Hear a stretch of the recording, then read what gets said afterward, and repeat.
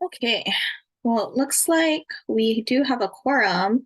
So let's go ahead and get started. Thank you everybody for coming and Happy New Year. It is Tuesday, January 9th, 2024, and it's 1:02 p.m. Calling the meeting to order. My name's Onauna Thone. I'm chair of the council. I'm going to go through and do roll call of the members, and then I'll go to ERP staff and our AG and then members of the public. So Robin, let's go ahead and start with you.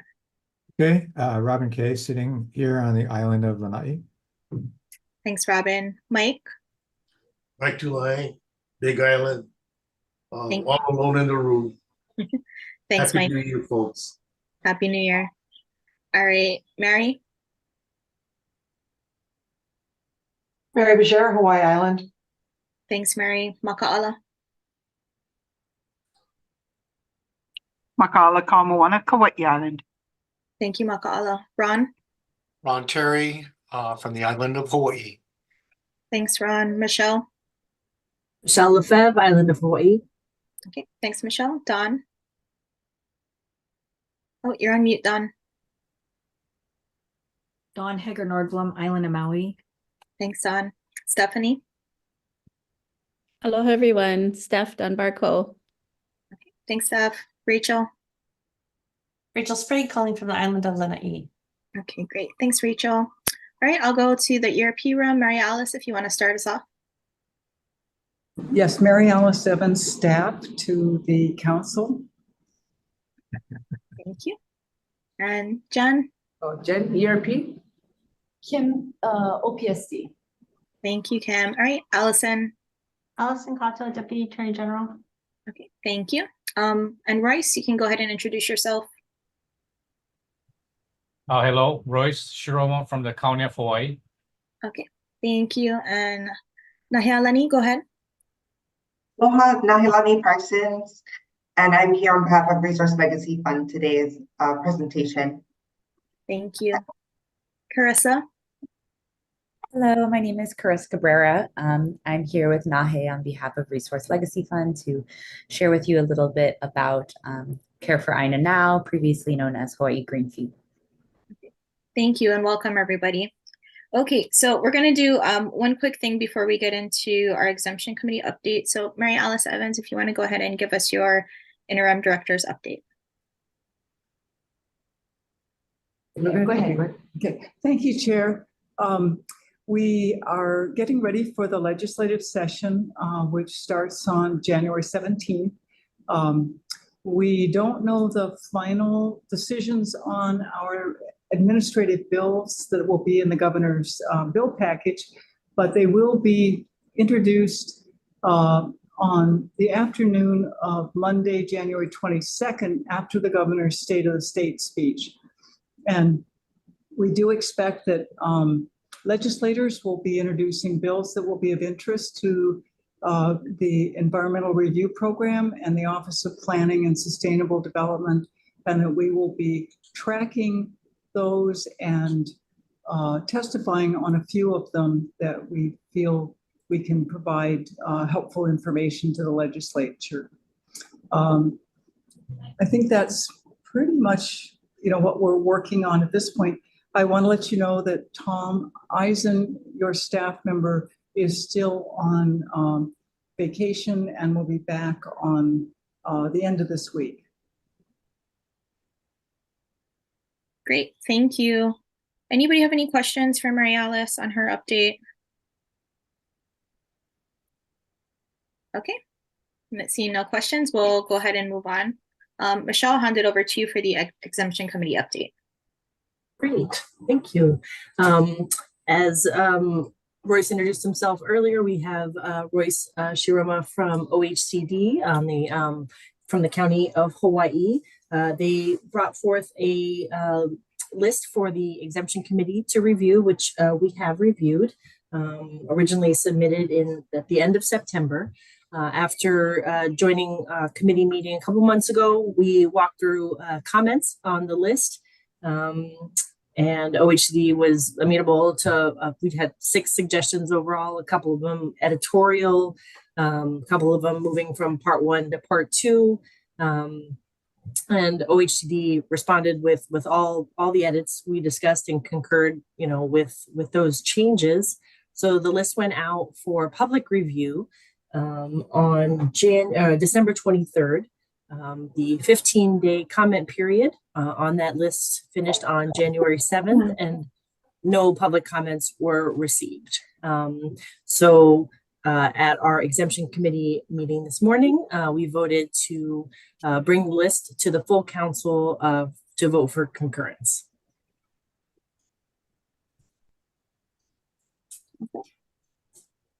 I don't know if anyone on the council reviewed the list while it was available for public comment, and if there are any questions for the committee or for OHCD, but we can answer those now. Mm-hmm. Yeah, and Royce, did you want to say anything about the list at all?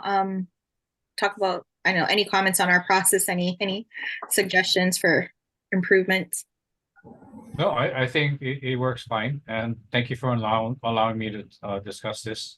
And a little bit of background: the list, our current list, exemption list for County of Hawaii OECD expires in April of this year, 2024. So that's is the reason why we're doing this new exemption list, in order to get things moving and to get clarify certain type of projects that are already exempt for anybody that wants to use for the process.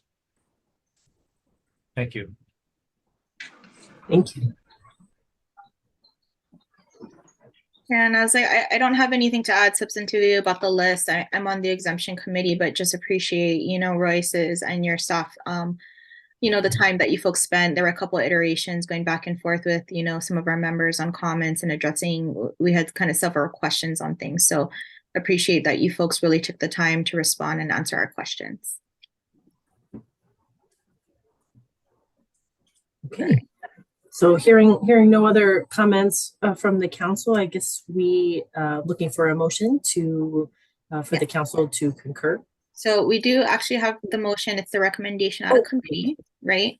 And the recommendation is for the council to concur with the updated exemption list for OHCD. So any discussion by council members, since we do have that recommendation? Okay, well, if not, let's go ahead and take a vote. All those in favor of concurring with the exemption list, and please keep your hand up. Okay. It looks like we have all of the members present. It's unanimous, so I'm not going to do a roll call. All right. Well, congratulations, Royce. So I think next step in the process is just to, and we don't have Tom here, but I think we just got to put the concurrence date, right, which is going to be today's date on the list. And maybe it's probably quicker if you just go ahead and do that and then send it to us, and we'll have that kind of finalized and posted to our website. Okay, I'll do that. Thank you very much, everybody. Thank you, Rice. Thanks. Bye. All right. Okay. So anything else from the exemption committee, Michelle? Not at this time. Okay.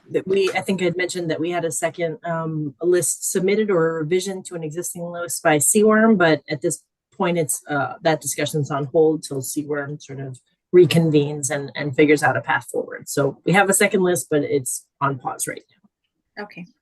Thanks, Michelle. All right, and also members of the public, you folks can comment on any agenda item that you want to at any time. But I will go ahead and, I don't know, Steph, did you want to go ahead and introduce Nahelani and Chris? I know they've already introduced themselves. I didn't know if you had a forward before I hand it over to them for their, for their presentation to the council.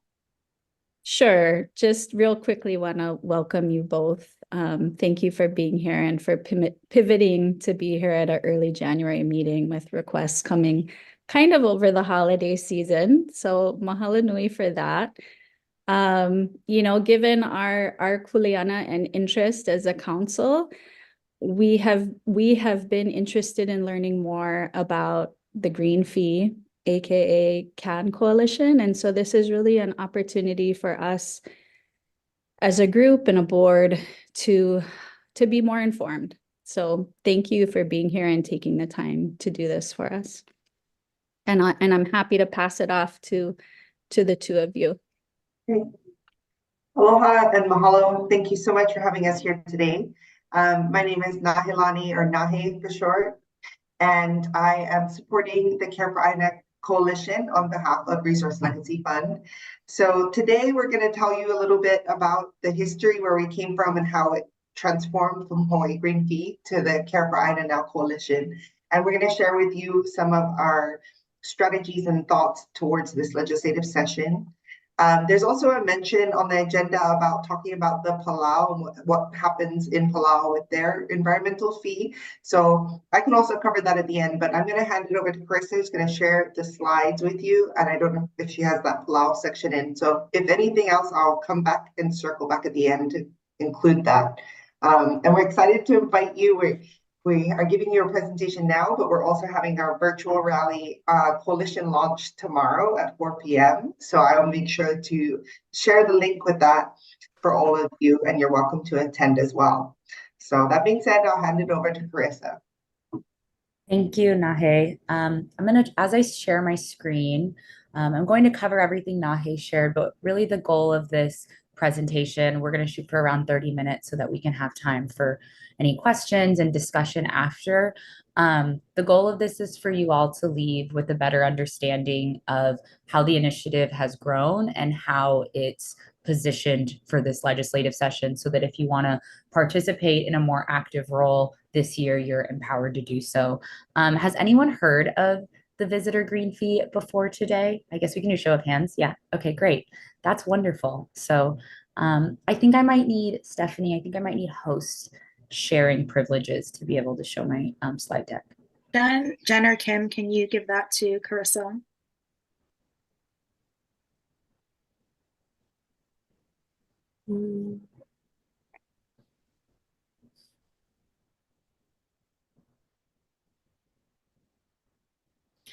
Okay. Can we all see this? I'm going to make it big. Yes. Can we all see a full size now? Great. Okay, so as Nahe and Stephanie highlighted, we're now known as Care for Aina Now, and that's going to become a lot clearer throughout the duration of this presentation. But it's because there was a demand for us to pivot and adapt, especially considering a lot of the lessons that we learned last year. So we're going to talk about our history and primarily key takeaways. Luckily, the folks in this meeting you guys have a great understanding of the legislative session and advocacy. We've learned a lot as a coalition of conservationists entering the advocacy world, and we're going to talk about how those key takeaways are informing our priorities for this session. And then I'm going to give you all a handful of ways to engage and calls to action for folks that you might know in your networks or for you personally. And then we'll have a chance to talk about questions. You can probably put them in the chat if you want, or we can talk after. There's going to be enough time. So who are we and who am I?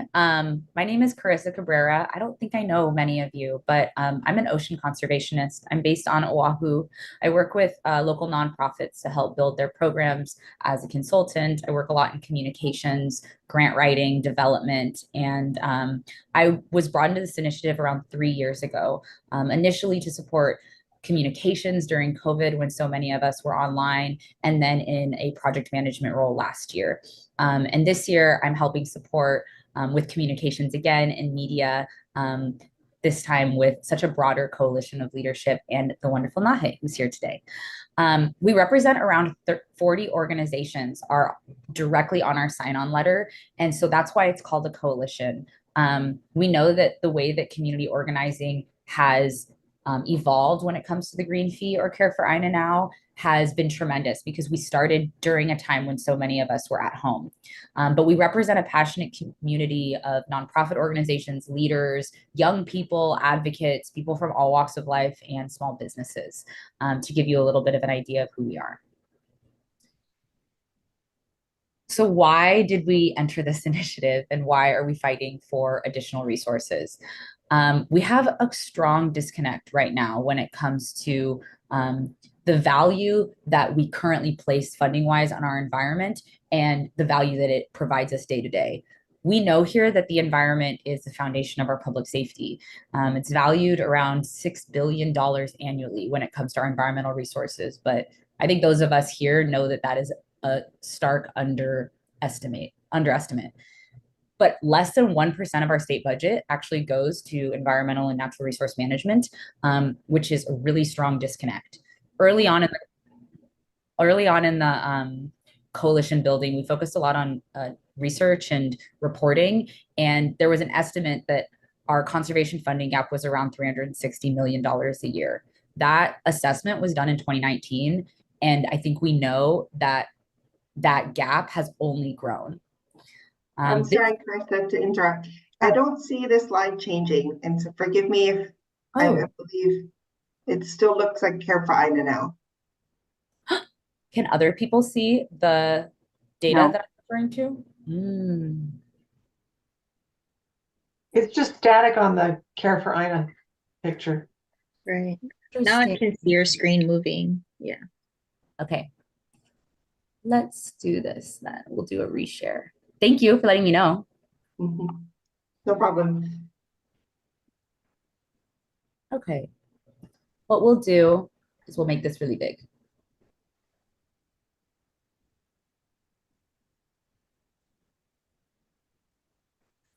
Can we all see this now? Not correctly. Yeah, just the title page, not the content. Just yeah, it just says our Y, and then there's the picture of the valley. We can see it when it's like that, like how you have it right now. Is everyone comfortable with me sharing this way?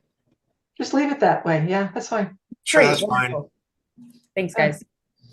So I was sharing a bit about our disconnect, supplemented by some of this information that showed that less than 1% of our state budget goes to our environment each year.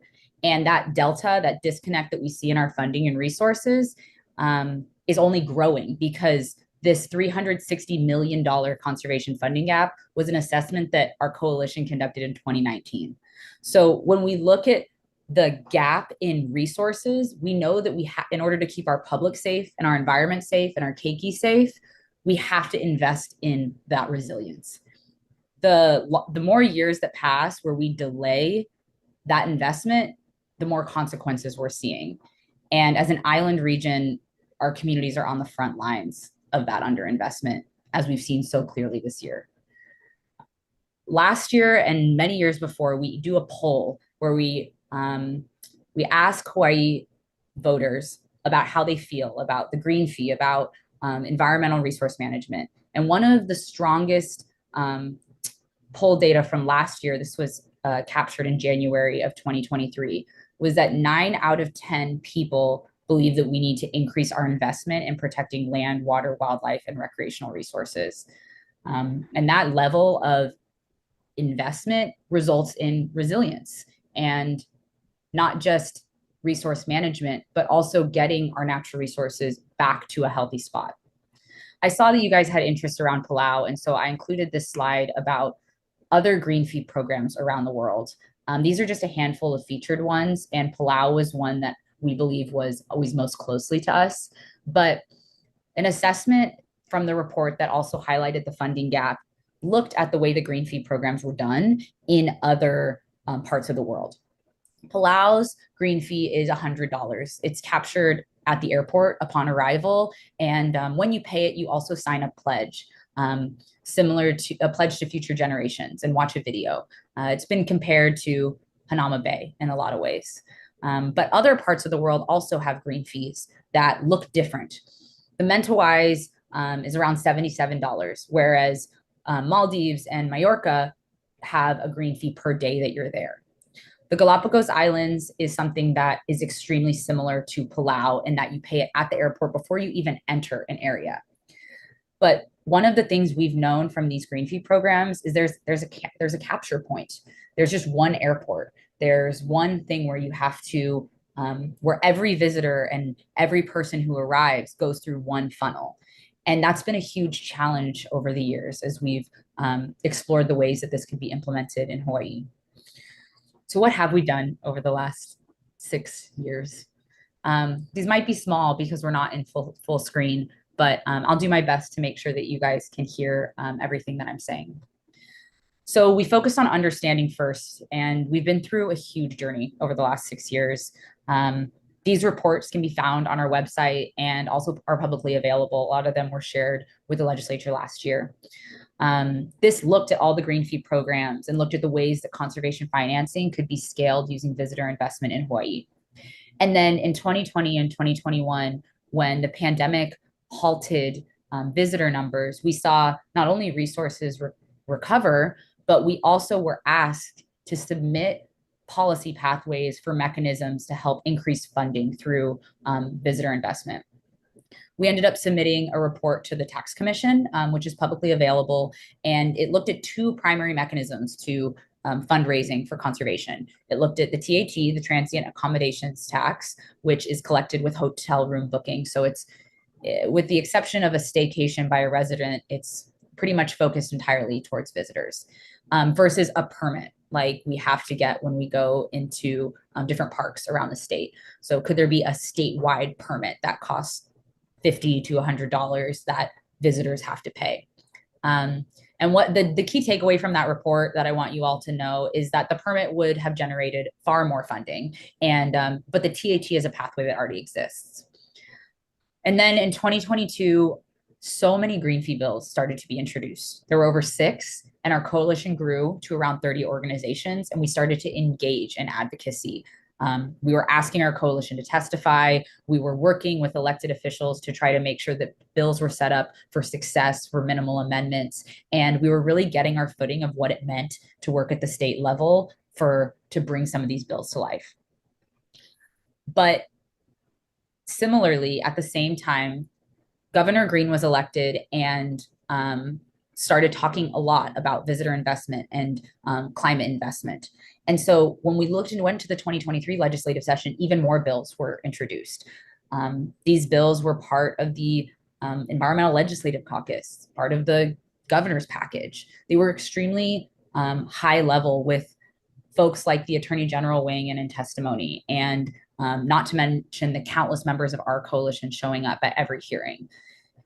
These bills ended up having more visibility than we'd ever seen before, and more engagement from the public. And we were hearing perspectives and opinions from so many folks around the state, which is exactly what we had wanted. The primary bill that made it the furthest ended up falling short of passing in conference, which was the farthest we'd ever gotten. And shortly after that happened, we ended up re-strategizing as a coalition of what that meant. We knew we had never gotten this far before, and we were proud of all of our success, but what did that mean? And while we were strategizing is when the Lahaina wildfire happened. Since then, our coalition has been focused on trying to ensure that this year is the year that resources and funding gets to our environment in a way that doesn't put us on a track for delaying again. We have to adapt to make sure that we have resources going to resilience in our environment immediately. So instead of a single path approach, like we have been doing all of the years leading up to this, we're pursuing a more diversified approach that will give immediate return on investment. And we're trying to use existing pathways that already exist. And that's because like each year of hesitation means that more communities and places are at risk of being harmed. I mentioned earlier that as an island, we're on the front lines of the climate crisis. And in the earlier parts of my involvement with Care for Aina Now, I used to talk about the far off risks that we faced if we didn't act. And those aren't in the future anymore. They're happening right now. And so we have to make sure that this is a meaningful legislative session when it comes to getting back on track to a healthy environment and resilience. So things are changing this session, and we're going to know a lot when bills get introduced and the session officially starts. Last year, this is a little bit nitty gritty, but I want you guys to understand some of the takeaways from last year. We had a lot of concerns and questions raised about what a statewide permit or a $50 fee or a permit would look like, how it would be enforced, where would it be collected. And what that showed is that, there were a lot of details that still needed to be flushed out. And something big and bold, a program like that, they're slow to proceed because they need to be thought through. back into something as detailed as what app and what it'll look like. And we know that because the liability is so great that we can use mechanisms that are already in place to increase funding.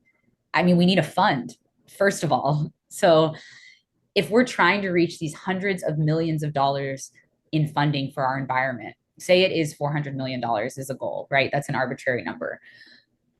Ultimately, every step towards that helps our communities. And if we get a set amount of money this year and try to get more next year, that's still progress. And I think it's been about shifting our perspective of getting this huge milestone in 1 year, this unprecedented program that has never been done in the United States yet, to knowing that our communities don't have time and we need to put funding to them now.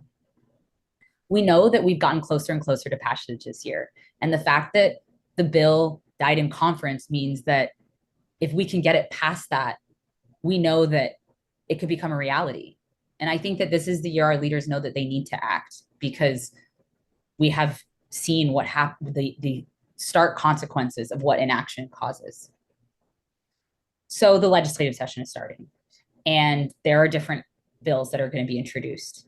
And instead of us putting all of our backing around one single pathway, a $50 visitor green fee, we're going to prioritize a handful of advocacy frameworks that ultimately raise the infrastructure and funding for natural resource management and maintenance. We need an established, dedicated special fund within DLNR to support this. Money that maybe comes from the TAT or comes from a permit, it needs to go to a fund that ultimately gets distributed across the state, across organizations, and across programs to support our communities and environments. There are going to be wildfire prevention and resilience bills, and our coalition is going to back all of them because they are a needed and overdue step for all of the communities across the state. We want significant funding. I mentioned the $400 million, right? We need something transformational to get us back on track. But ultimately, funding to climate and resilience and management, ultimately, when dwindled down to actions, comes down to a lot of the same calls to action, like invasive species removal and native species propagation and restoration and community engagement and co-management opportunities. Funding that goes to all of those priorities can come through climate or resilience or management through DLNR. And so we're still shooting for significant funding, even if it's a handful of different pools that make that up. And finally, the transient accommodations tax already exists. It's already being collected at the county level and the state level. There should be an environmental carve out of the TAT so that visitors can be directly contributing to environmental restoration and protection when they book a hotel room. A percentage of TAT gets put to different priorities depending on the year and depending on it gets restructured. The environment always falls short of being a priority there. So we're pushing for an environmental carve out of the TAT. And ultimately, I want everyone here to know that none of these things have been possible without our enormous coalition of organizers who take time out of their day to submit testimony and to learn and to hear presentations like this and invite us to speak. And then that, when we support you with, say, testimony drafting or additional information around hearings, you actually taking time out of your day to support it.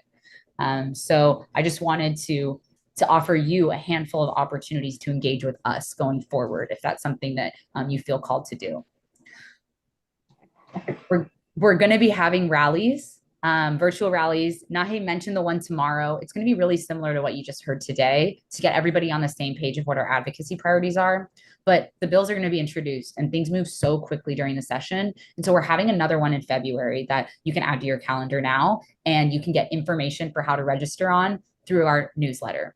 We can put it in the chat and it's also on our website, but we send newsletters when there's hearings, when there's bill updates, when we're in the press, and we ultimately only send a couple a month because we want to make sure that it has all the information that you need.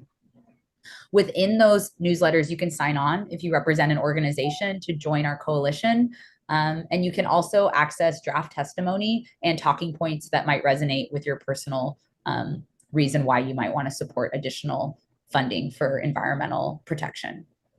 And lastly, we're really aiming to personalize the initiative through storytelling this year. We did a lot of social media interviews last year where we met with organizations and talked about what they would do if they had extra funding. And we want to do that again, but understanding that everybody comes to this advocacy place from a different reason. And you can, if you have a story that you think that will help this initiative to talk about the importance, the urgency, the programs that you think our state needs, we would love to help share that story. All of these things add up to a lot of engagement over the next 4 to 5 months. And we don't have to all do it on our own, we can do it together. But I just wanted to thank you all for having the interest to learn more about the initiative and to also make sure that you're supported if you do want to engage with us this session, because it really is going to take all of us. If you have a lot of questions that maybe we don't get to, I also wanted to conclude with this is our email. Our leadership committee is a handful of incredible experts, and we would love to hear more from you, answer your questions, and get you more involved if that's something that's interested to you. So please note our email here. And I'm gonna stop sharing so that we can see each other's faces for the Q&A. Okay, great. Thank you so much, Carissa and Nahe, for sharing.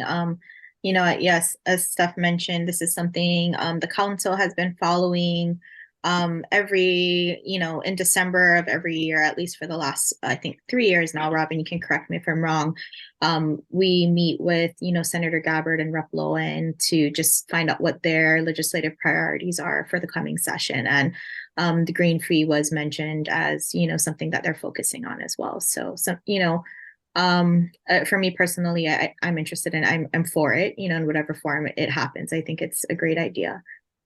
Before I move on to questions, I just want to note for the record, Hal, you joined. Do you want to go ahead and just introduce yourself so we have it on Zoom? Thanks, Onona. Camera's off at the minute. Nice to see everybody. Just coming out of a odd shoreline meeting, but yeah, nice to be here. I'm going to listen in. Awesome. Well, thanks for joining us.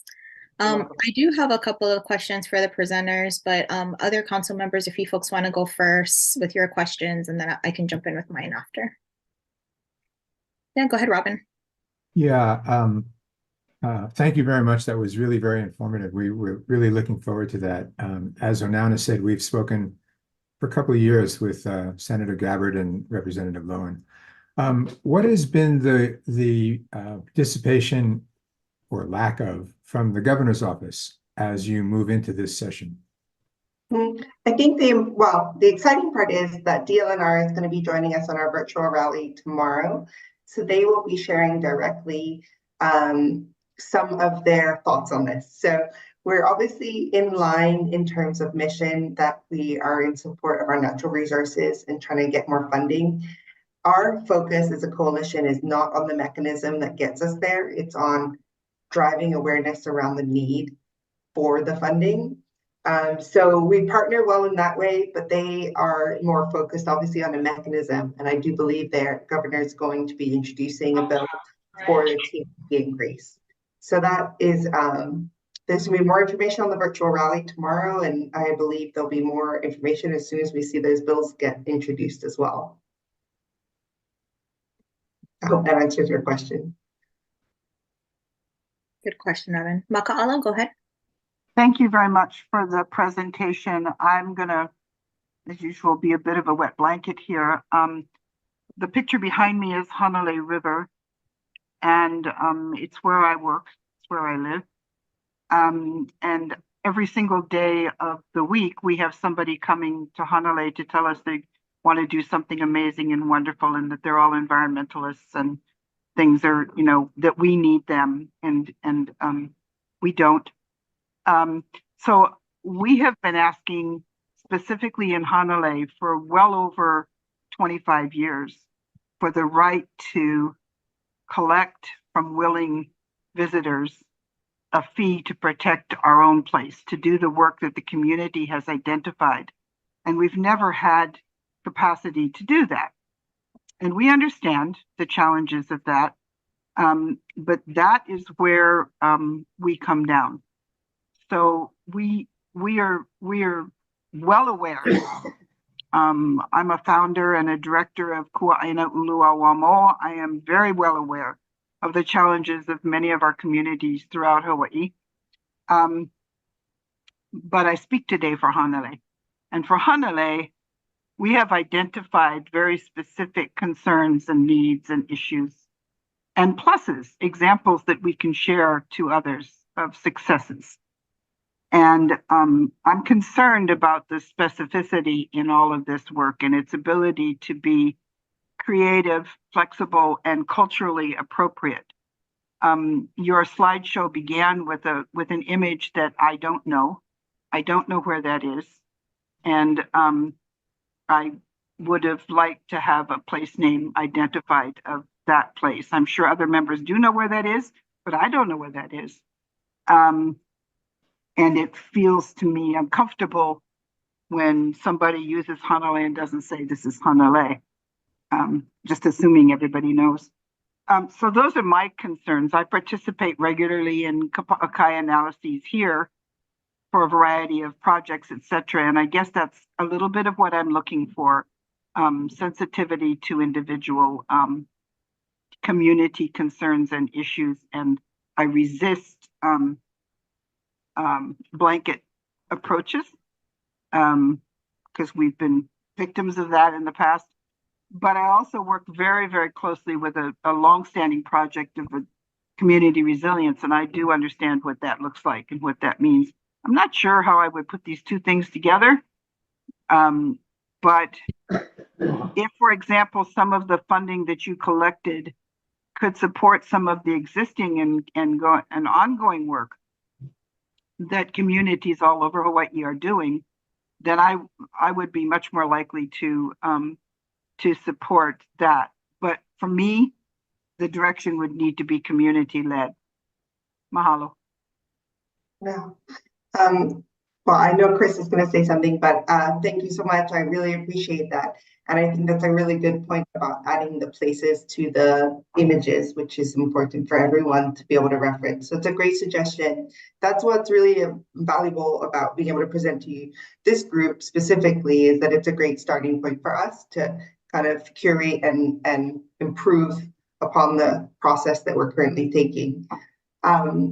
I will let Chris answer, but I also wanted to mention that there's a lot of other conversations going on about site-based fees. And so however we can support you on that initiative and help connect with the conversations with DLNR on that is something that we are talking about frequently.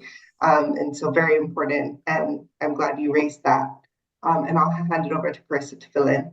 Yeah, thank you so much for sharing that input. I think it's really valuable. I wanted to share that the bills that, the one that made it as far as possible last year and the previous year actually had, when we were focused on mechanism, it had 50% of total funding going to community grants for organizations so that it was a community-led restoration efforts. Our coalition is a strong believer that all of this needs to be not just co-managed with community groups, but that they are the boots in the mud doing the restoration. And so while we have taken a step back from the details of the mechanism, that actual framework that had the allocation to community groups was the proposal that made it the furthest last year. So with hopefully if DLNR is answering more of the nitty-gritty questions at our rally tomorrow, we're hoping that framework persists in the bills that are introduced this session, and it's what our coalition will be working towards. Great, thank you. Go ahead, Steph. Thanks, Onauna, and mahalo to both of you. Thank you, Carissa.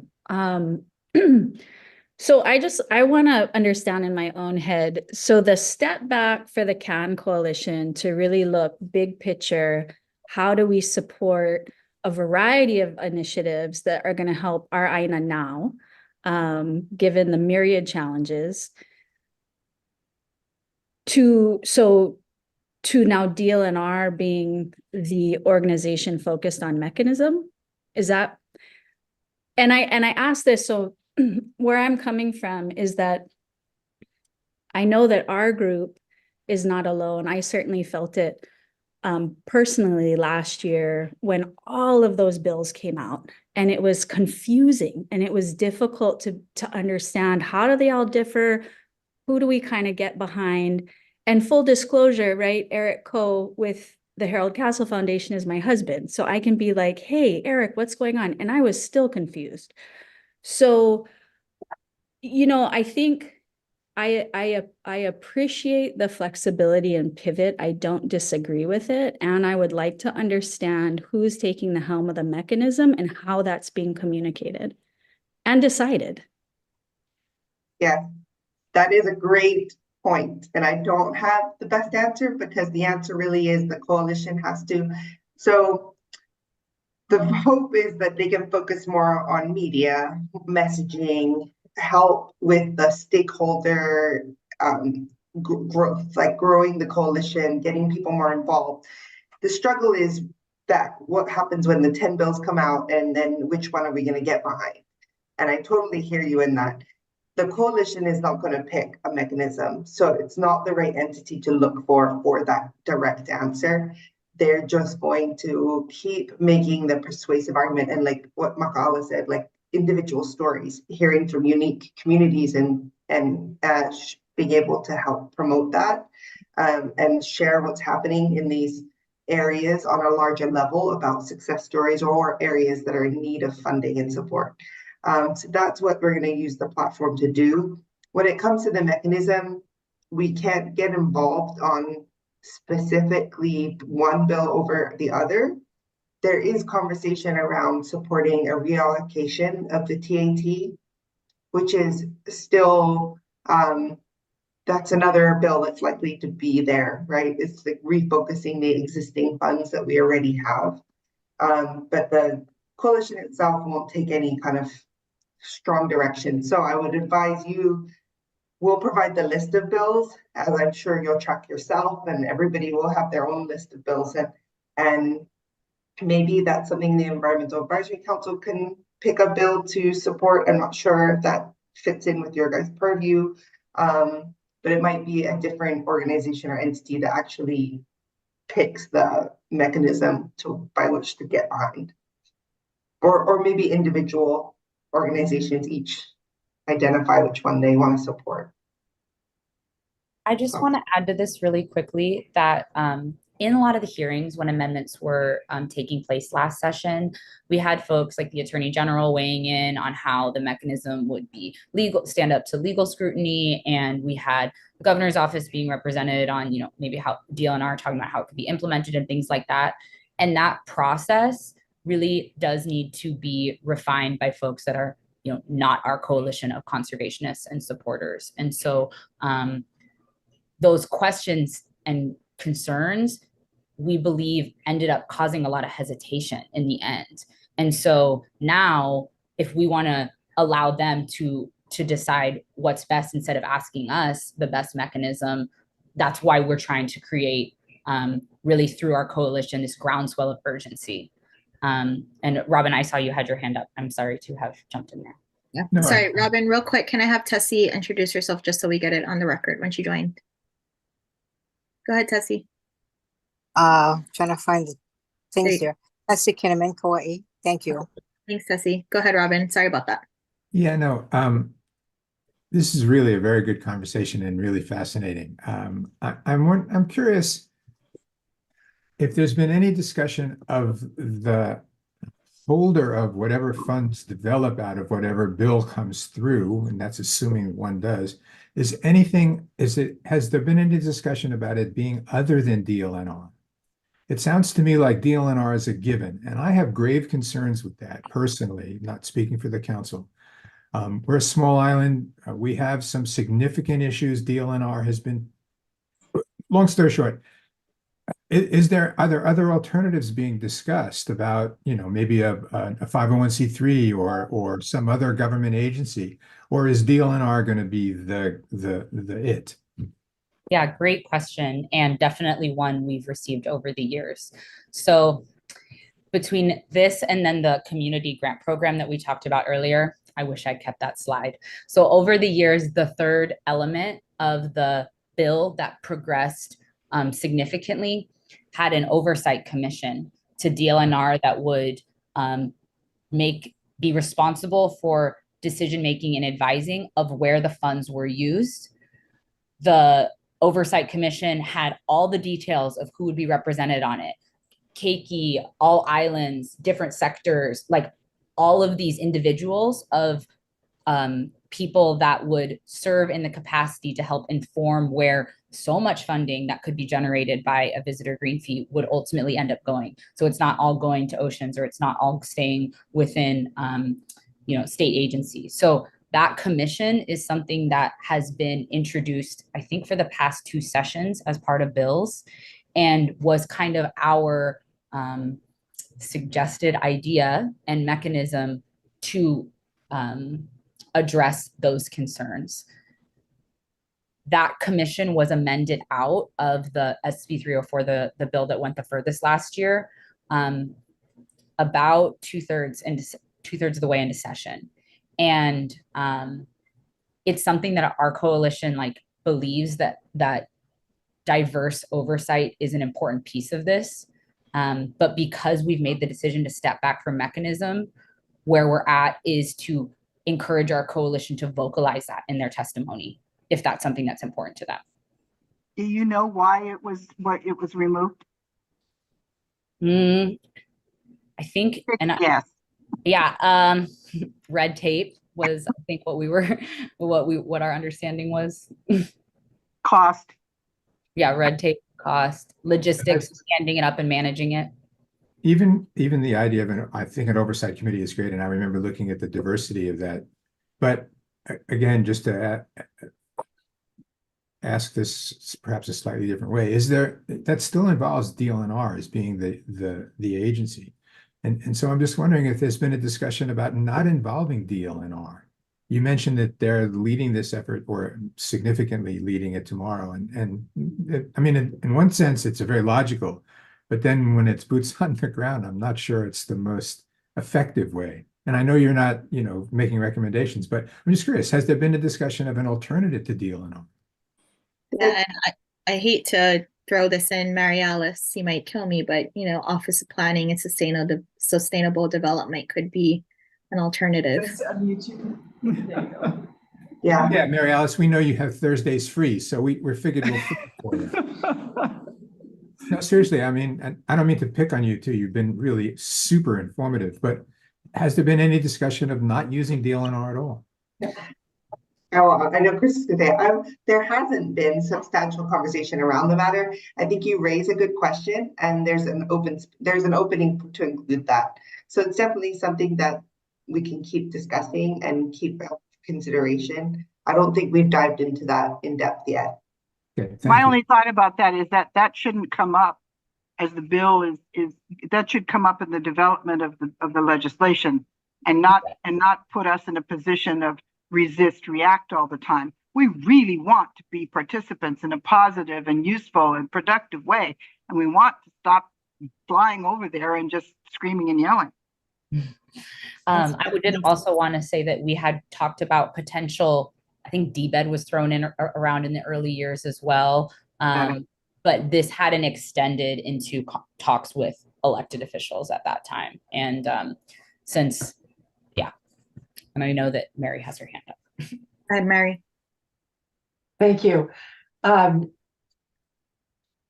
You in the beginning of your presentation, you spoke to the fact that how little money is put towards the environment. We're the key advisory council to know that, because we have zero budget. We have no money. We meet at the gracious gift of Mary Alice and her Office of Planning. So she's already really skilled at having an advisory council under her wing that has no money. Look at Mary Alice, she's gonna kill me.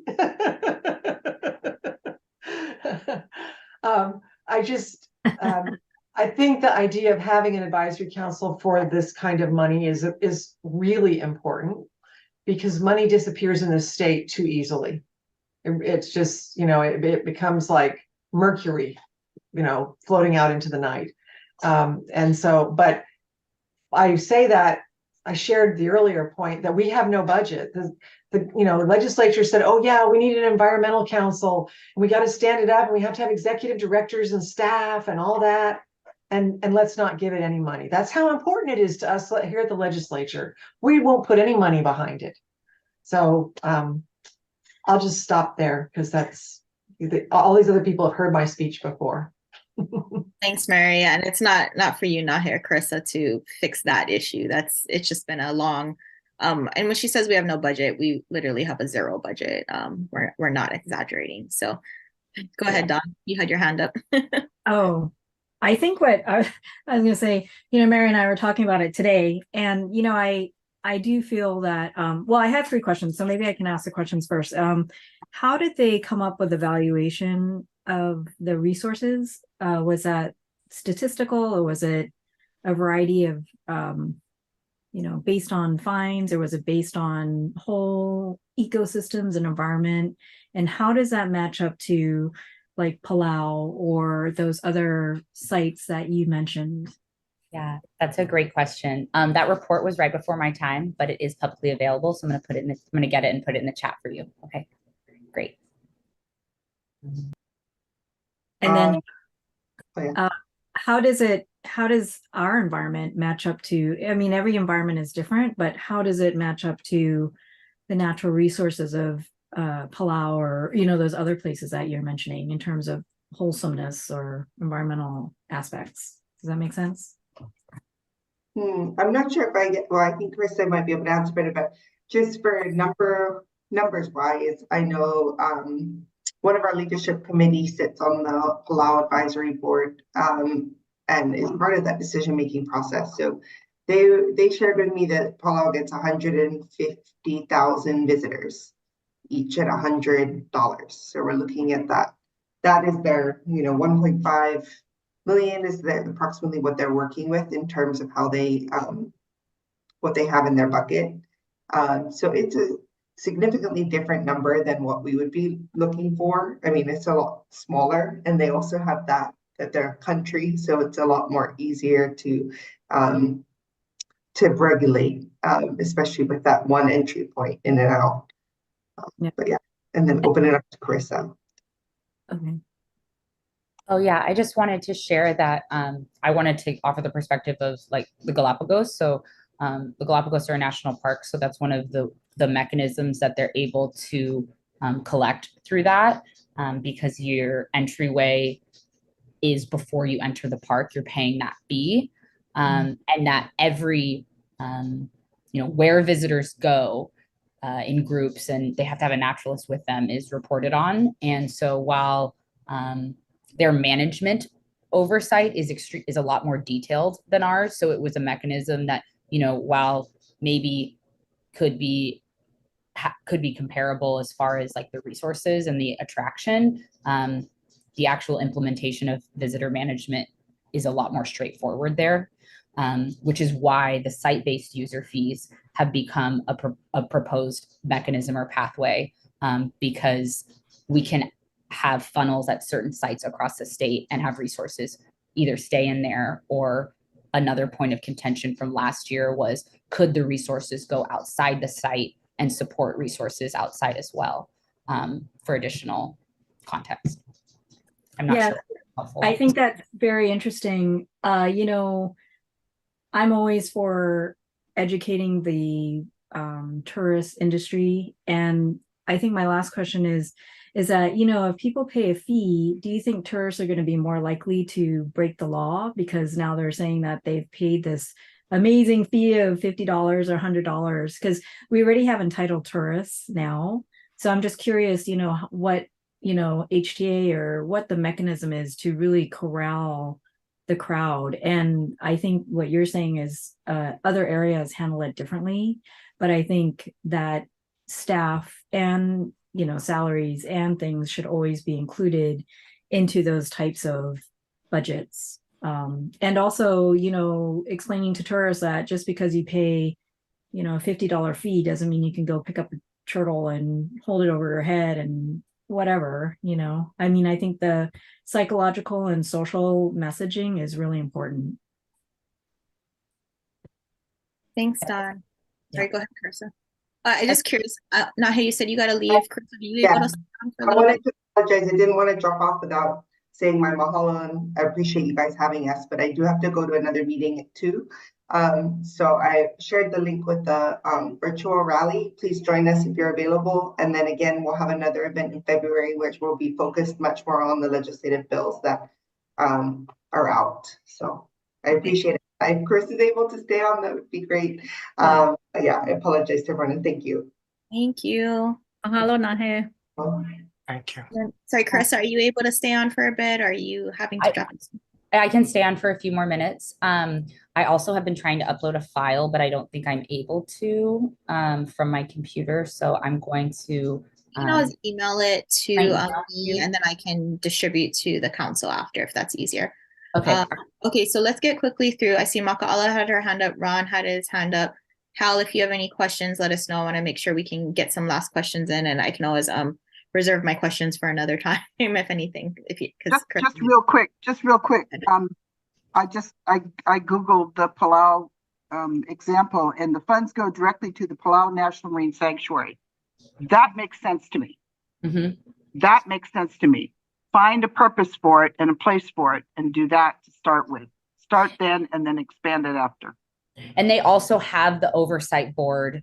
That's where we had gotten the idea and the framework for it too. And then that oversight board determines how funds are used within the sanctuary, mostly to marine resources, but also terrestrial resources too. Yeah, I'm the vice chair of the Hawaiian Islands Humpback Whale National Marine Sanctuary and involved. And I will tell you that our advisory council is very well informed and very active and could serve that role.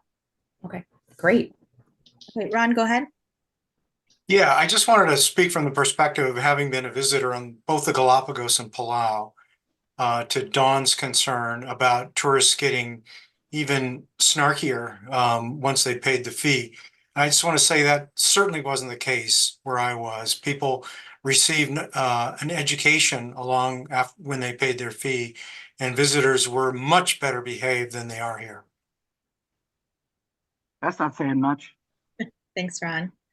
Hal, did you have a question? You're our one remaining member of the public. Want to make sure you get to ask any questions you have. Thank you all. Mahalo for your time and efforts on what you're doing. The only question or comment I have is really from the hospitality industry. And I would say garbage fees or junk fees in general are not well received by the public or tourism right now. And I think that the state does a really poor job right now of managing the visitor experience from a perspective of roadway turnouts, managing bathrooms, just in terms of what are we actually doing? We're a tourism-driven economy, but we've really been kind of scraping along the bottom in terms of providing people with really demonstrative efforts on our own behalf, sharing and telling people how much we care about the environment. And that's why I get involved with it. And so those are my comments on that. Thank you. Thanks, Hal. Mary Alice, did you have any questions for Carissa? Oh, and you're on mute. There you go. Can you unmute? Yeah, you're good. Okay. Carissa, I think it was mentioned that one possibility is a TAT carve-out. Is that just a general concept, or is there some additional details like increasing the TAT by a percentage? You know, it's already up to 13 and something percent, plus the GET is about 18%. So I'm wondering if that's been thought about, and if it's keeping the TAT level where it is now. Was the thought that maybe that would come out of the general funds share, or would it come out of some of the other shares of the TAT? Yeah, great question. So a few years ago, they made it possible for city and county to also have a TAT on top. Right, Uh, all counties. and during that year, in 2019, it was the year that I joined, we were able to get like a carve out of the TAT in Honolulu to support beach parks upkeep. And so a handful of TAT green fee related bills have been introduced each session since then that talk about what you just highlighted, you know, making it bigger, having a restructuring percentage wise for allocation. And so one of the reasons that our coalition was so keen on a permit is because we have so many priorities on each island and as a state that restructuring and distributing the TAT might mean having to change our priorities a bit. And so I don't, I'm not aware, and I know Nahi's not aware of bills coming forward to increase the TAT further. It would be to help ensure that natural resource management and environmental protection initiatives were embedded within the TAT at the state level. Okay, thank you. That's helpful. Thank you, Chair. Thank you. Unless anybody else has any burning questions, I'll go ahead and wrap it up here. And I for the most part, a lot of my questions were, as I figured, other council members have asked them. Any other questions? And Chris, I know you said you could only stay for a few extra minutes, so. No. Well, if not, I just want to thank you folks again so much for taking the time. If I have other questions later and throughout session, you folks gave your email address. We're allowed to reach out to you folks and whatnot, correct? Just put it in our chat too. I really want to thank everyone for all of the input and questions because this is exactly what we're looking for. And as you leave and go on with your days and more feedback and questions come forward, please email us because the idea is we want as many perspectives and input as possible, especially this group in particular. You guys have added so much things for our coalition to think about. And you can also sign up for our newsletter for updates on like what bills get introduced on our website too. So thank you so much for your time today. Great, thank you so much. We really appreciate it. Krista. And you're welcome to sit on the rest of our meeting, or go if you need to. All right. Well, thank you, folks. And thank you, Steph, for making that connection, so that we could get a little bit more information on it. That was a really, really good presentation. And I think gave a better explanation of, the options of the green fee that were being kind of explored over the last couple of years than I've had from others in the past. So really, really appreciate that. Okay, moving to the more, boring or normal meeting stuff. We're going to do review and approval of the December 2023 meeting minutes. Do folks need some time or has everybody had the chance to review? Need a little bit of time? Okay, yeah, let's say 3 minutes, and if folks need more, we'll give you more time. So 2:08.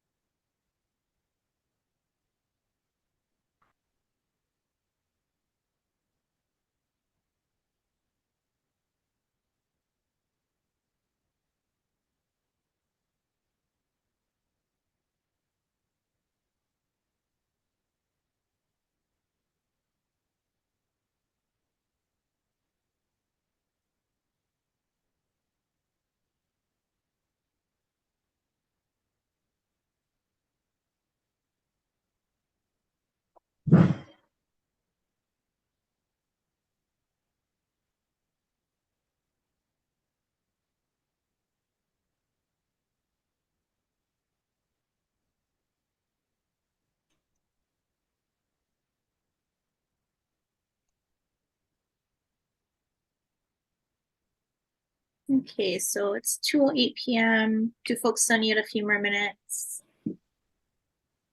No? Chair, I move to approve the minutes. Okay. Thank you, Ron. Do I have a second? Mike?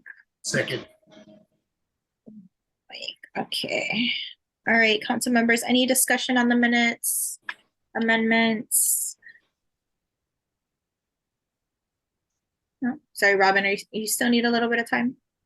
No, okay. All right, well, hearing none, no amendments, no revisions. All those in favor, please raise your hand and keep it up. Okay. Tessie, are you voting or no? For to approve? Okay. Unanimous. So the December 2023 meeting minutes are approved. Thank you, Kim, for working on those. Okay. All right. I will now hand it over to Mary for the INO update. Robin and Dawn have their hands up. Oh, was that for the vote or? You have your digital hands up, you guys. You need to put them down. I'll try to figure it out. Funny. It's under, go to the reactions place. That's where it is at the bottom of the screen. Oh. What if I turn into a cat? No, I'm just kidding. We'll let you know, don't worry. Right. Okay. I have thanked Dawn for being my eternal committee member. Nobody else is there. So Dawn and I were along with staff. Thank you, Kimmy and Jen. I appreciate it.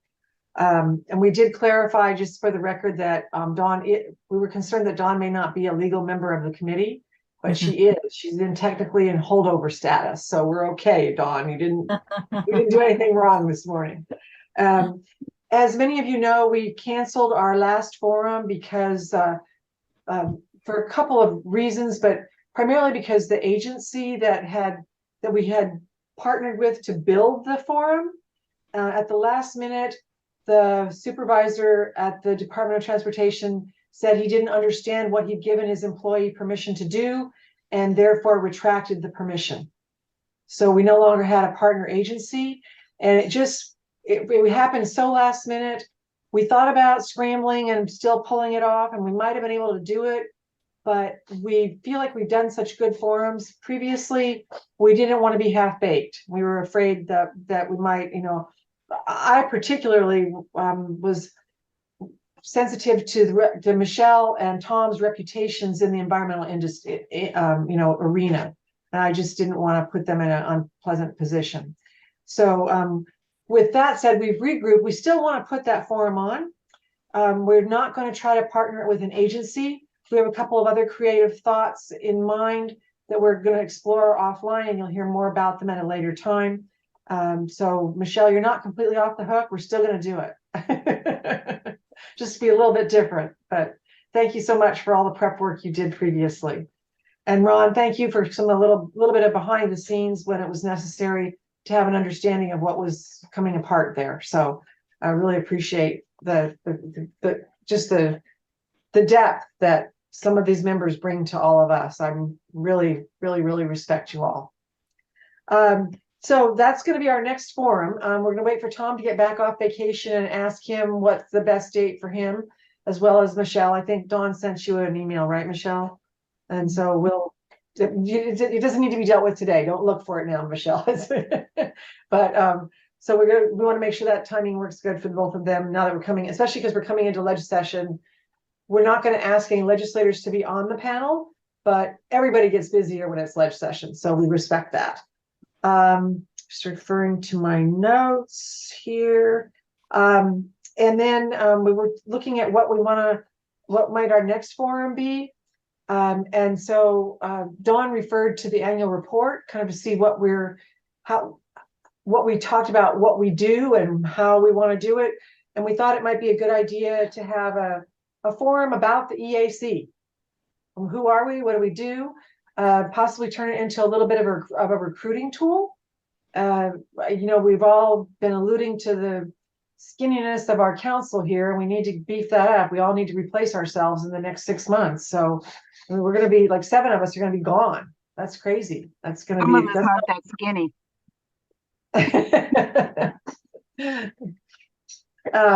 Anyway, so that's and why it's important to volunteer, why we need this council to be a strong volunteer group, much like I just explained. Our being able to rely on the depth of our professionals, we need to make sure we have, a good body like that. And then we also decided that we wanted to reach out to our forever community advocate, Maka'ala, and see what might be in her pipeline. And she came up with a really great idea it kind of falls in the, Dawn and I touched on water a little bit in some of our brainstorming, and Maka'ala said reservoirs. And so I'll be exploring that a little bit. We won't go into too many details here, but just that the state is decommissioning reservoirs, even when there's private funding available to maintain them. And so we might need to be looking at that on how do we support private-public partnerships when it comes to water management. So, and with that, that concludes INO's report. Thank you very much. Thanks, Mary. And I don't have it on necessarily as an agenda talking item, but just as an informational. I do acknowledge boards and commissions still hasn't responded to me. I know that we got to get a lot of people nominated, and I want to thank the members. I know a lot of you over the last couple of months, and it was particularly since our last meeting, have sent me recommendations on so-and-so would be great for the council. I will get to that. The end of year, and actually the beginning of this year, has been insanely busy with the day job. So, but I acknowledge, and I've seen those emails. Thank you folks so much. And I'm trying to get in touch with boards and commissions to get folks nominated. Maka'ala, go ahead. Thanks, Onana. Just very quickly, it's worse than that. So Yeah. Ruby Papp is our Sea Grant coastal consultant for Kauai. I asked her to take the job. She said yes. She wants, she to take my seat or whatever. She applied. She went through the whole process. She had to get permission from Sea Grant, from the UH, from the county. She did all of that. She hasn't gotten so much as a thank you, ma'am, for your application. It's freaking rude. Yeah, no, and I've emailed several times to boards and commissions. This week I'm going to start actually calling and try to email. I'm back in Honolulu starting tomorrow, so if I need to go down to the office, I will. Because I know it's not just her. We have another gentleman who already, Jay, he's come to a past meeting. Folks have met, but he's already put his application in as well. So I've already raised that to boards and commissions. So they got to do something. I know it's already January. We got to get people appointed. A lot of us come off, and Dawn is currently in holdover. We got to get her because her first term was only a year. So I just want to say thank you to all, because you guys have been doing your recruiting and getting bodies replaced. I'm trying to find another attorney to replace me, but I'm having a hard time with that. So if you guys know anybody, you got to find one that really needs the pro bono hours, that really needs the service hours with their firm. It doesn't count for any of that. This is pure love, guys. Okay, this is literally brownie points only. But I'm all yours. Sorry, go ahead, Robin. I mean, same as Maka'ala. I've had people who've agreed, you've seen my list. I've had 2 or 3 people who said they've applied and were interested and have not heard a thing. And I think we ought to take this up a notch. I think you've tried so hard to get boards and commissions. And I think we ought to ask Lowen and Gabbard to stick them. They offered to participate. And I just think that, the freeze is unnecessary. They want us to be more active, and we can't be more active without more Give me one more time before I get the legislators involved. And go ahead, Mary. I'll just say, I sat next to Senator Renoy yesterday at lunch in Hilo, and I mentioned to her that what difficulty we're having, and she said, well, I'm chair of Waterland, and I was having a little bit of difficulty, but I called once and that took care of it. And she said, I have 10 GMs already. Yeah. Okay. So, so I do think that Lowen and Gabbard are the solution. Okay. I will get them stop involved. spinning your wheels, Onana. Response this week. Yeah. You're very sweet and you're full of aloha, but paw ready. Okay. So sorry. I know that was a bit of a sidetrack, but I just wanted to let you folks know I'm getting your emails. I hear it. Thank you guys so much. Yeah, Steph, if you have an attorney idea, let me know. I reached out to a couple who weren't too interested in it. So I'm trying to figure out good balance that, somebody else who would fit on this board. But yeah, thank you. And thank you, Mary, for your INO update. Is there any questions for INO? Okay, and I just see on the agenda, I'm sorry, one of my stray bullet points from exemption committee got pushed down into your INO section, but that was not intentional. Yeah, so disregard. We move things around because we had guests coming at this. Right. I thought that that really belonged somewhere else, so I Yeah. just chose to ignore it.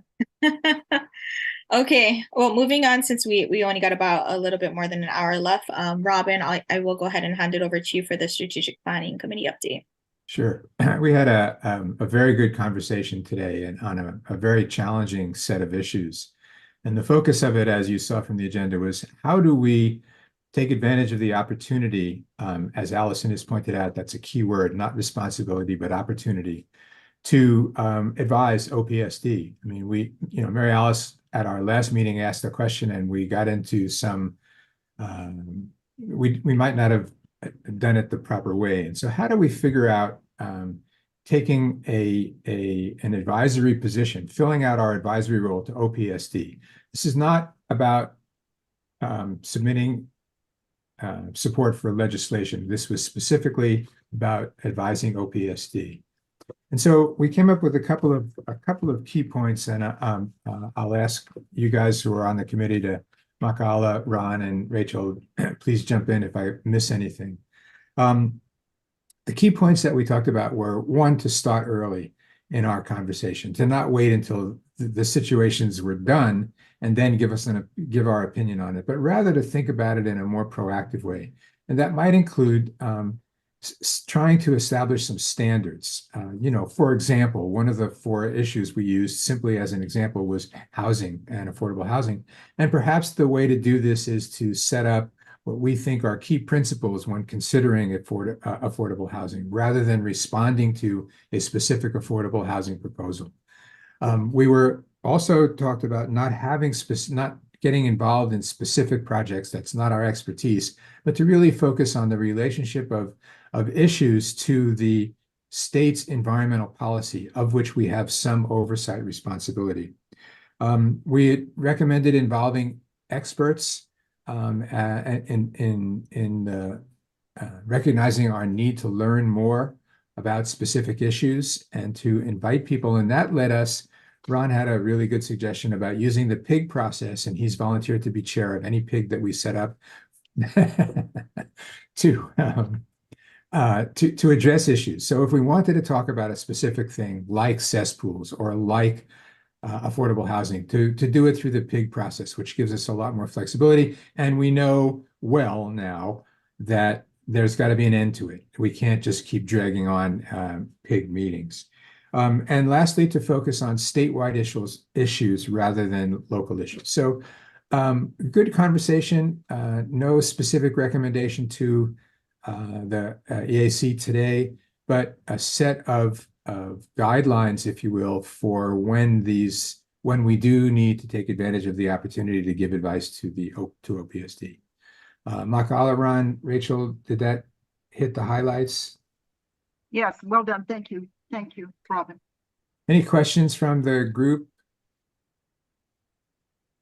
Not necessarily a question, but under this agenda item, because we did have the sunshine issue last time, I mean, the intent with kind of that last bullet point, my understanding was to be able for OPSD to pose the questions that were posed to us last time. So, Mary Alice, to the extent you wanted to, continue that discussion that had briefly started at the last meeting, I think we can do it under this agenda item.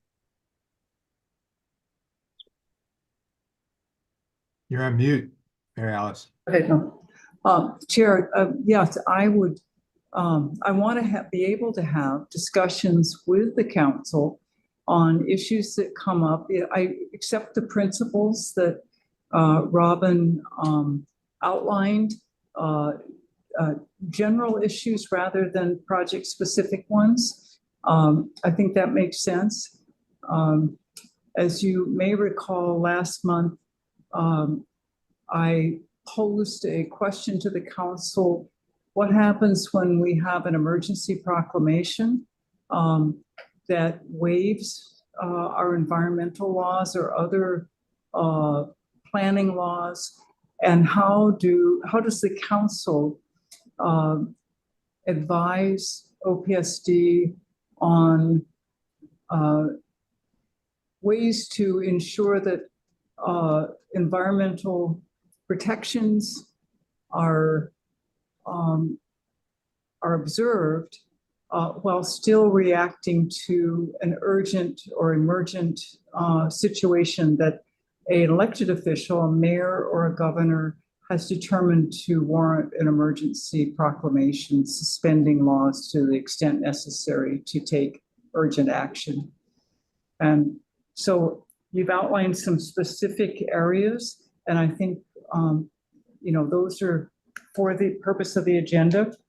And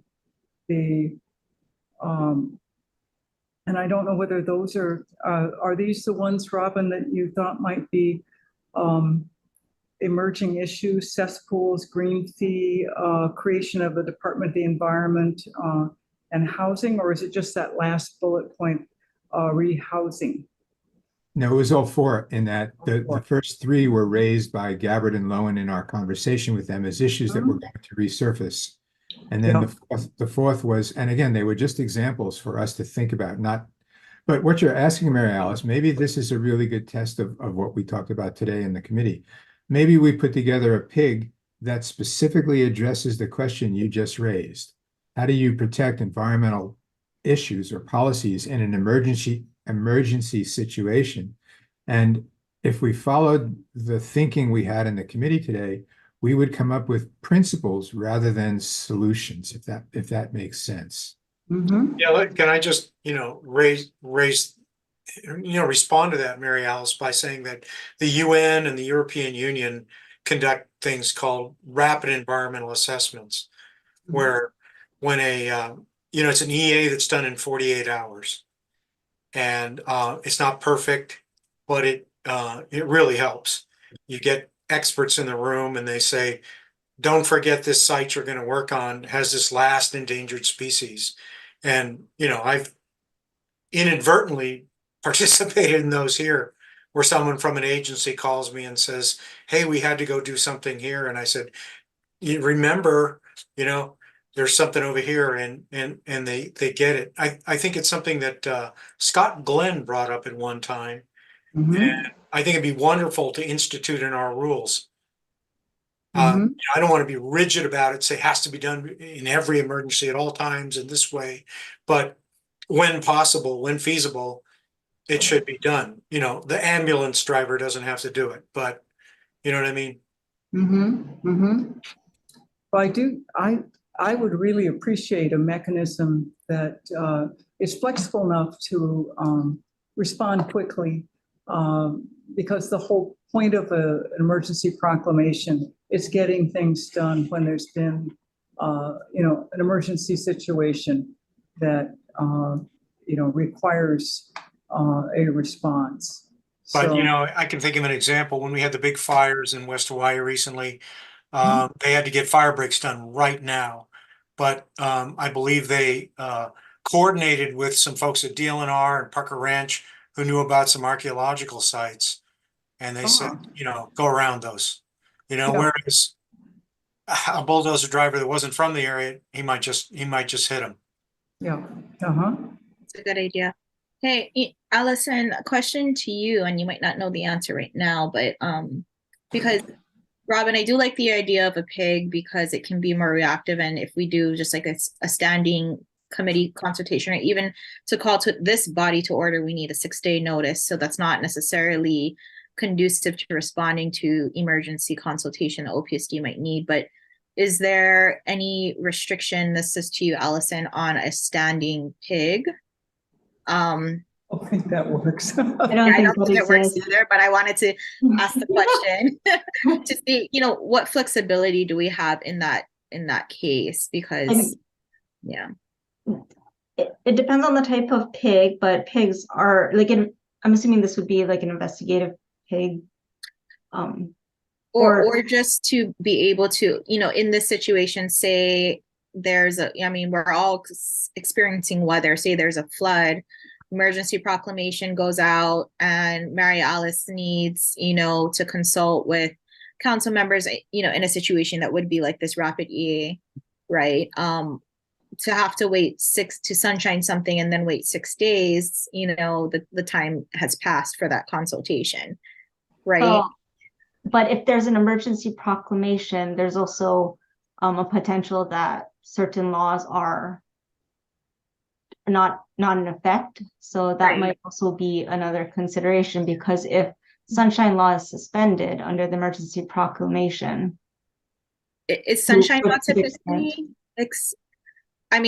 so the normal ones that are suspended are 6E, 343, right? Those laws. And this is a question to you folks. Is sunshine usually included in that? I have not. No. I don't I'm think not so. sure. Yeah. Well, I think, when I was thinking about pig, and Robin as the one who brought it up, so he may feel differently, but I was thinking about pig to formulate rules for rapid environmental assessment. And Right. I don't know that any of us would be on this committee. We're not expert enough, but I would, I'd put the head of DOFA, the SHPD, maybe some DOH people, a few county experts, and just have a group that could be immediately summoned, via email, about concern for resources. And maybe, a county could have a contractor on retainer to do rapid environmental assessments, so because the other people are not going to be able to write a report in a couple of hours, but Michelle could. Yeah. No, I think that the makes idea. sense. Yeah, I like the idea of that committee being comprised of the people at the agencies that do that work, Ron. I mean, I think the idea that, what didn't seem like it worked very well and was, rewritten in subsequent versions of the housing proclamation was that, the board that oversaw, but weren't necessarily representatives from those agencies. So you're creating new processes for basically ones that are not working, as they should, or at least not in the timeframes that they should. So I like that idea also. Chair. Go ahead, Maria. For the housing emergency proclamation, because the Sierra Club filed a suit because they were so concerned about suspension of sunshine, of 6E, of other protections for public transparency, and various public trust assets. It was determined that rather than go into litigation, which wouldn't achieve the governor's goal of increasing housing, it would just expend resources without achieving that. So there's some kinds of emergency proclamations that there is time, and the 6-day notice is not a problem. And there are other kinds of emergency proclamations where, that is, doing something immediately is critical. And your example of the fire breaks on the Big Island, which were instrumental, I understand, in preventing those wildfires from spreading to Waikoloa, right, is I think a perfect example of how important it was to do something immediately. That actually isn't, that kind of thing wouldn't wait for the Office of Planning to be involved. That needs to happen just instantly.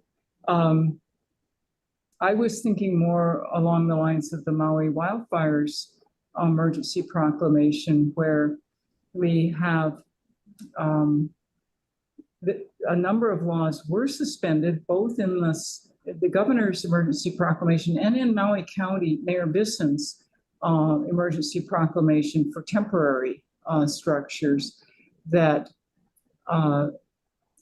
do allow for some time to look at impacts, but more how to ensure that the process that is followed under emergency proclamation will not result in liability to the ones who work on those after the emergency proclamation expires.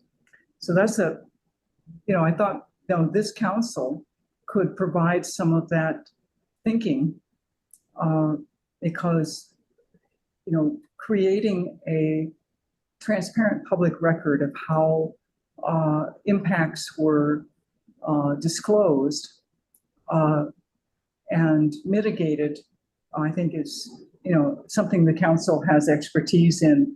And there were, a lot of concerns and worries about, even under emergency proclamation, taking action quickly, taking advantage of the suspension of some laws to take action, but then being worried about what happens afterwards.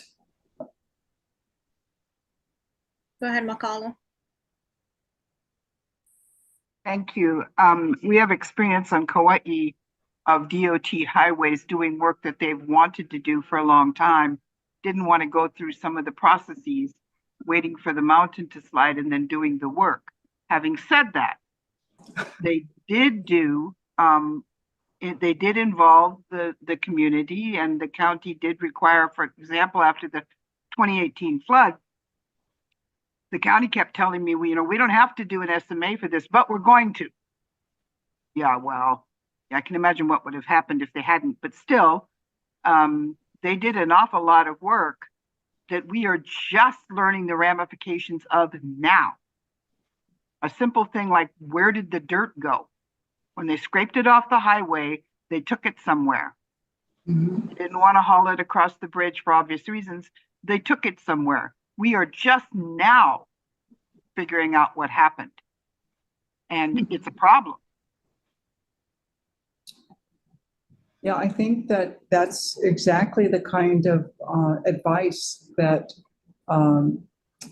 we could use to ensure that after the emergency,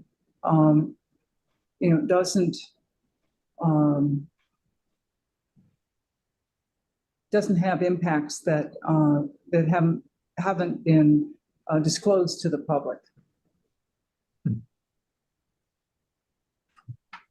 So, sorry, going back to Robin for strategic planning then. So it sounds like maybe we want to pig to explore the rules for rapid EA, and we'll wait until, I guess, strategic planning has further discussion on that, and if the committee is going to make a recommendation to council.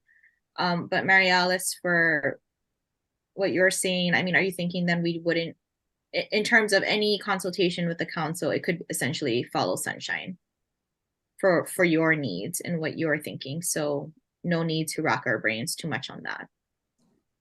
Yes, I think both for the governor's emergency proclamation on affordable housing, which is not exempt from sunshine, and which all of the public trust disclosures do need to be made. We don't need a rapid assessment on that. The Maui wildfires one, the quick actions are already well underway. Those came with FEMA's emergency response functions, and we're now working on the recovery response functions, which are more long-term, and there is time to consult with the public. But the question of process, how do we document those?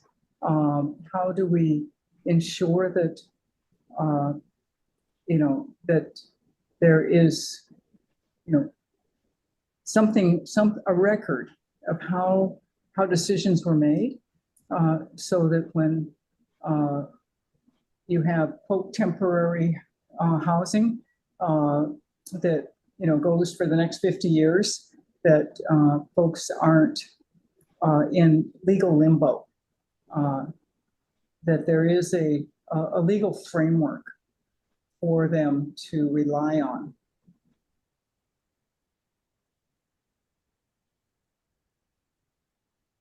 Chair, does that answer your question? Maybe I got a little bit off track there. No, it does. Sorry, I'm making notes because I think that makes sense.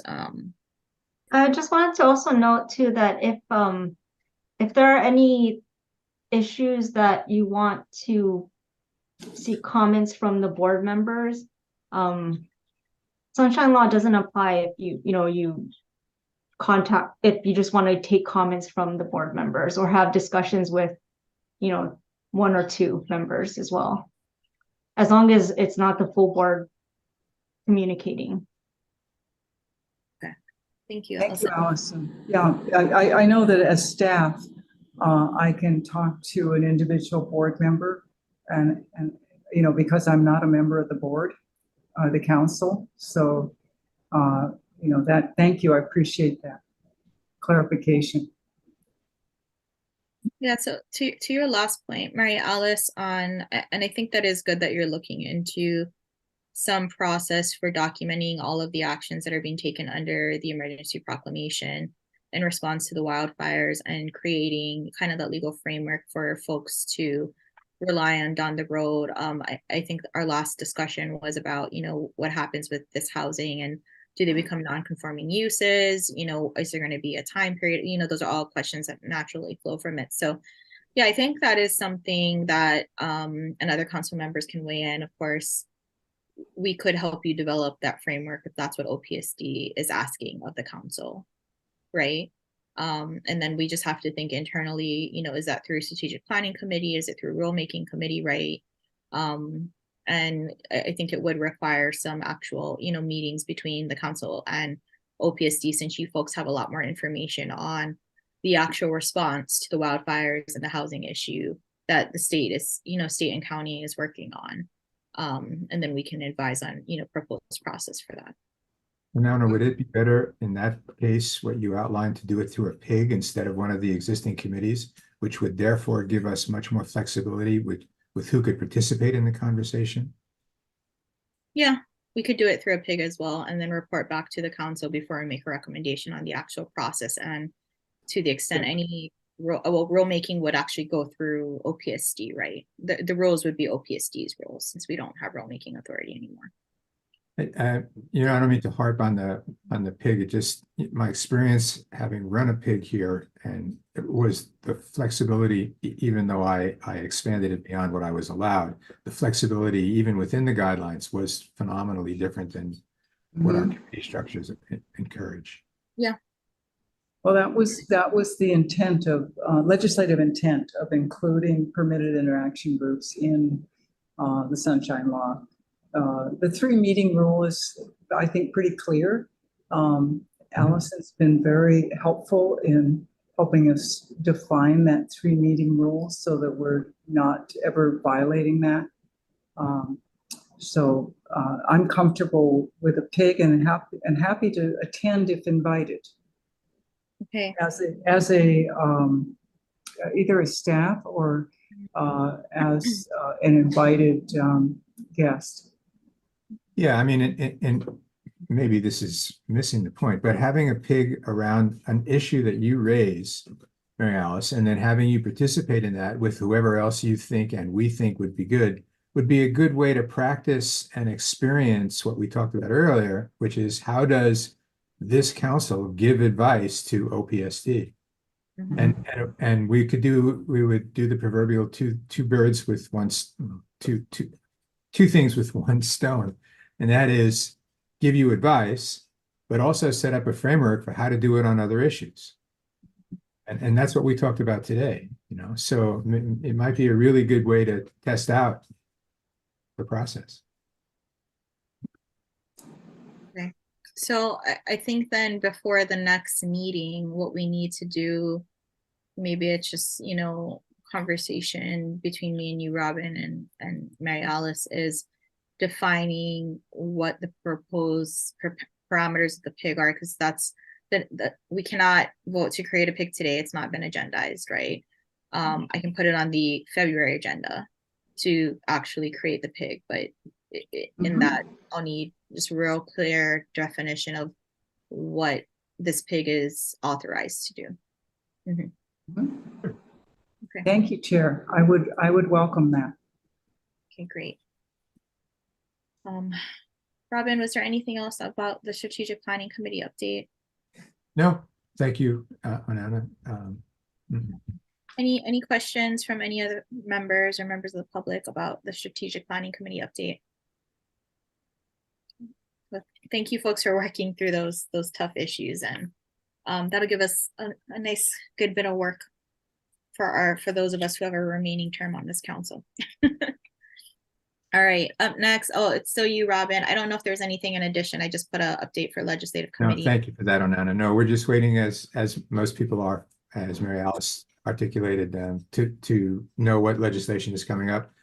Obviously, we'll watch the green fee issue and watch it with great attention. And no, I think the report. Sorry. Okay. Yeah, and you know, I actually just really quickly, when they sent the information on their website, signed myself up for the newsletters to get updates on the green fee bill. So I can always forward those to you, Robin, as the legislative committee chair. Great, thank you. That'd be appreciated. Okay. Last substantive item. So this item number 9, Mike, I actually added it because you asked a question to the council last month, but we didn't have it agendized, so we couldn't have discussion on it. But it was about, I think your question was whether the state can seek reimbursement from the Navy on any damage from that plane that landed in Kaneohe Bay. So you know, this would be purely us, just opinion discussion, not, I don't have any authority, and I don't know what the answer to your question is, but I didn't want to, you know, ignore the question that you had asked last time. So I don't know if you're still curious on that, or folks had, you know, thoughts. Just an interest. Yeah, an interest. Yeah. Thank you. Yeah, sure. So I don't know. I don't know the answer to that question. I assume there will be something sought from the state to the Navy for what happened, but I just don't know. Well, Dawn or Dawn's kitty may know. Yeah, DLNR. You know, typically DLNR works, but I think isn't the base in the waters the Marine Corps base? So it's federal waters. So I'm not sure if DLNR would have jurisdiction below surface on the coral benthic area. I would assume they would work together like Red Hill, but who knows, you know? I do know they quantified the amount of coral that was damaged during the assessment. Yeah. And I think one reason was to look at damages. Yeah. The But what I state will say, quantified, DAR dove, DAR did that. So I don't know if the Navy accompanied them or not. Donna, wow, I'm gonna think about and ask some questions about whether or not those would then be federal waters. I'm Hawaii State waters are Hawaii State waters. I don't think so. I think they go to the shore. So yeah, like I said, I don't know where the you know, Marine Corps base has their jurisdiction, right? Like Barking Sands and Kauai, they have their jurisdiction too. So I don't know, but what I will say is that there's a coral reef initiative project through the military to build a living reef off Kaneohe as one of the projects to deal with sea level rise and climate change. So who knows, maybe this will be placed into that project as some part of restoration, you know, because they already have the funds through UH to do it. So that's what I could see happening if everyone was talking to each other. well, but the first thing the military would have to do there is admit fault, and that is not their strong suit. So they could just do a project with the DAR because they're buddies, which is great, and they may just have to do it silently, but they're not going to do it and attach it to the airplane. I would be willing to put money on that. All right, Alice, any thoughts from the state?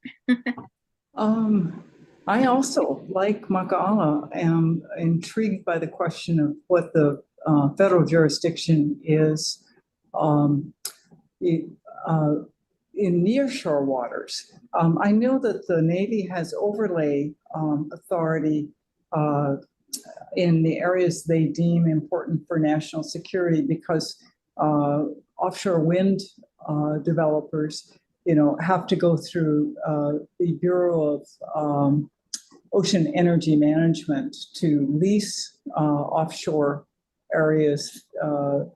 And of course, Hawaii is not very well suited for that because we don't have, our shallow areas apparently have all been copied by the Navy as necessary for training. But I don't think that means that they, I mean, I think our state waters go out to the 3-mile area, and then there's a 20-mile area and a 200-mile area, but I'm not sure. I know that the federal government does have the ability to assert, assert national security, for instance, over nearshore waters. But I think DLNR still owns them.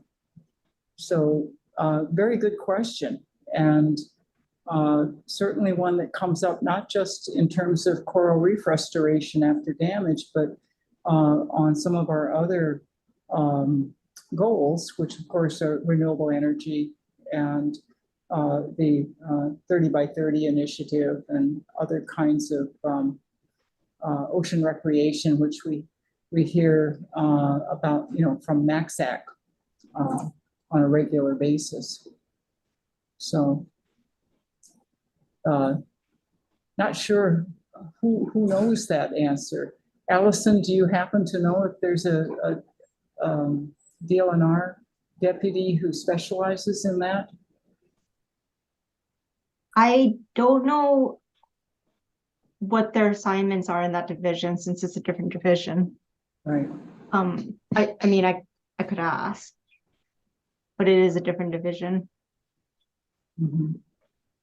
No, I wouldn't, no, thank you for, I just wondered if you might have, had an idea offhand, but not something calling for a written opinion. Right. Yeah. I think this I'm is sure- just, go ahead, Yeah. Don. I'm sure the question has come up through Don Chang and their land attorney general. So I'm sure there's the answer. We just don't know it. Mhm. Yeah. And maybe it's not being made public yet in terms of any settlement of, Navy paying a certain amount or whatnot. Right. But yeah. I don't know. Mike, any other thoughts on that, or anybody No, else? thank you very much. It's never as straightforward of an answer as we want, but yeah, hopefully something happens where funds are directed to, restoration in that area specifically, right? To address that damage. Okay, moving on. So thank you folks for that discussion, and actually for everything today. It's a more, we had a little bit more meat to talk about today, which was really nice, and everybody always contributes, so I appreciate that. Our next meeting is going back to first Tuesdays of the month, so that's Tuesday, February 6th. Agendas, can we do, let's see, Friday, January 26th, the Friday before? Kim, I see her you're nodding your head, yes. Thank you. Yeah. So let's work on getting draft agendas to me, to Allison, and to the DBED folks. Yeah, the ERP email, Friday, January 26th, no later than Friday, January 26th. Gives us a little time to make adjustments if needed. Makala, go ahead, you have your hand up. Yeah, I'm sorry. I will not be able to attend the February meeting. I have a conflict for the Pacific Remote Islands work. We're gathering a number of people, and the date was not of my choosing. Okay, thanks for letting us know ahead of time. Appreciate that. Thank you. Yeah, hopefully we'll have quorum still, and I hope I have made some progress. I will have made some progress with boards and commissions by then. Go ahead, Dawn, you had something, and then Steph. Oh, Steph, go ahead. And I'm sorry, our next meeting is February 6th. Is that right? Okay, thank you. Yeah, back to the first Tuesday of the month. So committee members, there's about a 40% chance that I'll be in a different time zone, but I'll still attend. Okay, that works. Will you be having INO meeting next month? Because of that, or maybe not? Yeah, probably just because, well, I know Allison Allison, plug your ears. The committee's just Dawn and I. We can talk on the phone. Are you But we hosting? have- Okay, because We Gordon's have the meet- we usually have the meeting just to, codify whatever. yeah, I you know Mahina just had a conflict today, but it's just According to your magic list, she's POW February 1st. Her holdover's over. oh She shit. can't even hold any longer. She's done. Oh, okay. I gotta check That my list she did that I texted you earlier. yeah. Mahina, it says Mahina is, her holdover is up on February 1st, 2024. Okay, so you guys need a third member, or you can't even meet. Or is that true? Can they have a committee, a standing committee of two? I mean, if there's only two people talking, it's not covered under sunshine. You can just That's talk. why I said, that's why I was teasing you Okay. about covering your ears. But there's no It there's no does minimum. allow the public to have input. Yeah. Yeah, I mean, that's what we had a meeting today, and yeah. I'm sure that Kimmy and Jen were just thrilled. It was so exciting. You know? Okay, I guess my question is, okay, I was under the impression we needed minimum of three for a committee, but if that's not the case, then two The is standing committees just allows you to be able to meet with 3 or more people of the board. okay. But committees are technically not even covered under sunshine law. They just Right. have to comply with sunshine law because it is 3 or more members of a board. So Okay. if it's just 2 people meeting, you can just meet. Okay, And so you don't actually have to do an agenda. We can have, to Ron's point, we can have an INO meeting next month and just, so that the public can join us if they want to. okay. So We'll go with that. I will deal with the membership issue. Thank you. Exemptions. February, think you'll meet? No, unless we hear from Seaworm, but otherwise, no, I'm not planning on. Nothing else in the pipeline right now. Okay. I'll work on the notes and then just have them for the next time we have an agenda item to discuss. Thank you. Ledge and strategic planning. There'll probably be a legislative committee to do a first pass of whatever bills have come out. I don't think, as long as we're going to have a PIG, I don't think we'll need a strategic planning committee meeting next month. Okay. The PIG will be created at the next meeting, presumably, assuming. Right. I forgot you said that. I'm still not sure there's a need for a strategic planning committee. Yeah, and you folks can change your minds. I just want to get an idea of who thinks they'll have meetings now. So right now, just INO and Ledge. Okay. No AR, right? No need yet. Okay, good. All right. Anybody have any other housekeeping items before we adjourn for the day? All right. Well, thank you folks again for your participation and good discussions. We'll be in touch again. Agenda deadlines January 26th for the Tuesday, February 6th meeting. All right. All right. Thank Thanks, you. Thank you, everybody. Thanks, everyone. Thanks, All right. Aloha. Bye.